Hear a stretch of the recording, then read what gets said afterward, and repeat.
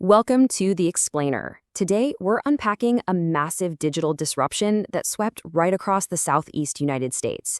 We're talking about the recent T-Mobile fiber outage that literally left countless homes completely in the dark, digitally speaking, of course. It's a really fascinating look at not just a physical infrastructure failure, but how corporate communication during a crisis can sometimes, well, miss the mark entirely. Okay, let's dive into this. I want you to just imagine for a second being completely disconnected from the digital world for over 29 hours. No streaming your favorite shows, no remote work, no smart home devices, nothing. Just a totally dead connection for more than a full day. That number right there, that is the absolute core frustration of the story we're breaking down today. Section 1, the multi-state fiber blackout. And this brilliantly illustrates the sheer scale we're dealing with. This wasn't just some isolated neighborhood going offline. This was a sprawling, multi-state event. We're talking about customers left entirely in the dark across North Carolina, South Carolina, Georgia, and Virginia. And in North Carolina specifically, it hit communities really hard in places like High Point, Burlington, Lexington, Thomasville, and Wilmington. Grounding ourselves in these specific locations really shows the vast physical footprint of this internet blackout. Now, the timeline is what truly escalated this from, a standard tech hiccup into a major headache. This disruption began early Thursday morning, and it didn't just magically resolve itself by lunchtime. Oh no, it dragged well past the 24-hour mark, leaving folks staring at those blinking red router lights right into Friday. Section 2, defining the tech scope. So whenever a major telecom name like T-Mobile makes headlines for an outage, there's usually this immediate panic among smartphone users.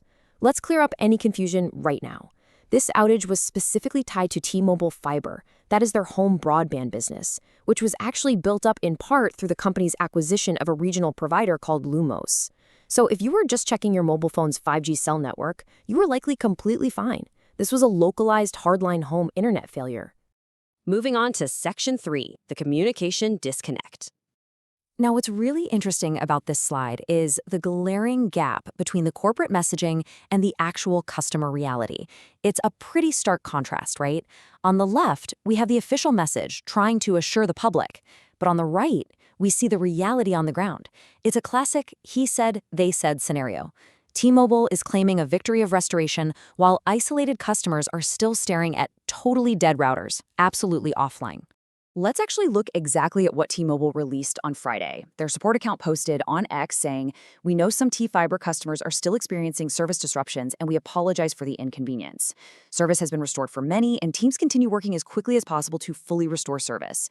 It's a standard corporate apology, acknowledging the issue but heavily emphasizing that many are back online.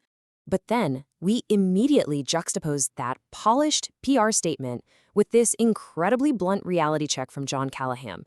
He's a customer down in Greer, South Carolina. He publicly directed a post right at T-Mobile Help saying, "Don't send emails out to your customers like me saying the outage for your T-Mobile fiber internet is fixed when it's clearly not back up." And wow, that perfectly captures the narrative tension here. It wasn't just the outage making people furious. It was being told it's fixed when it clearly isn't.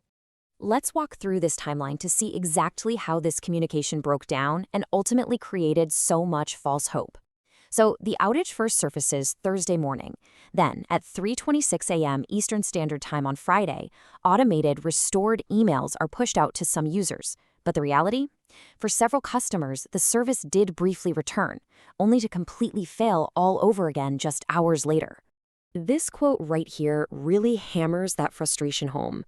A Georgia customer venting on the tracking site Down Detector wrote, "Received email that internet is restored at 3:26 a.m. EST. Nope, still not restored. Been out for over 29 hours now."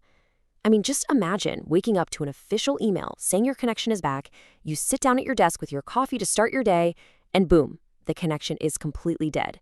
That is a recipe for major consumer backlash, for sure. Section 4, the transparency takeaway. So the crucial point is understanding the larger implications of an outage handled this way. Because customers weren't just mad about the broken cables, right? They were blasting the company for how the entire crisis was communicated. A lack of transparency, conflicting communications, and the absolute ultimate sin in tech support, receiving false restoration notices. These elements all combined to escalate what was a physical infrastructure problem into a seriously massive customer relations issue. Which leaves us with this final, absolutely vital thought to ponder. When the physical connection breaks and the communication strategy completely misfires, how exactly does a telecom company go about rebuilding that lost trust? In our highly connected world, a provider's reliability isn't just about their cables in the ground, it's about the transparency of their communication when those cables actually fail. Thanks so much for joining me for this explainer. I hope this helps shed some light on the reality behind the headlines. See you next time.